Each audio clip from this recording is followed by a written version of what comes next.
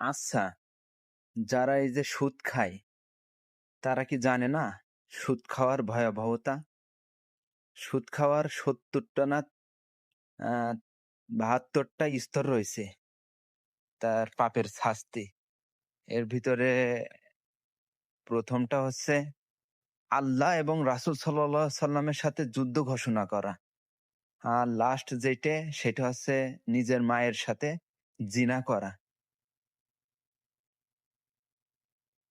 তা মানুষ এই যে যারা সুদ খায় এটা কি জানে না? অবশ্যই জানে।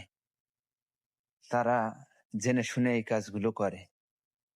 আমাদের এলাকায় অনেকেই আছে। আবার যারা এই যে প্রবাসে আইছে, অধিকাংশ মানুষ এইভাবে সুদ খায়। তাদের মানে হালাল পথে যে উপার্জন করছে, তা দিয়ে তাদের হচ্ছে না। তারা সন্তুষ্ট না।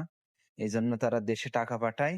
তাদের মা, বাপ, আ যারা আত্মীয়স্বজন আছে, উনারাই ওইটা সুদে লাগায়। তা এরা কেমন মুসলমান?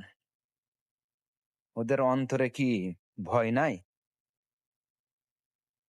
যারা বেনামাজি, আল্লাহকে স্বীকার করে না, নামাজ পড়ে না, তারা সুদ খাইলে এটা মানা যায়।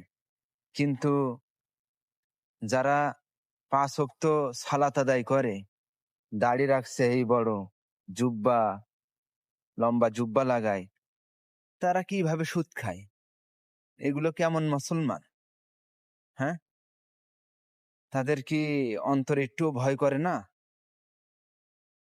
এইসব লোকেদের জন্যেই এখন মানুষ আর টাকা হাওলাত দেয় না। আ আপনি টাকা হাওলাত চাইলে পাবেন না কারোর কাছে। কিন্তু সুদের কথা বললেই আপনি মনে করেন সাথে, সাথে পেয়ে যাবেন। শুধু এইসব মানুষের জন্যই আজ হচ্ছে হাওলাত উঠে গেছে। কর্জ দিয়া এটা উঠে গেছে। দোয়া করি আল্লাহ যেন এদেরকে সঠিক বুঝ দান করে। আল্লাহ যেন তাদেরকে হিদায়াত দান করে।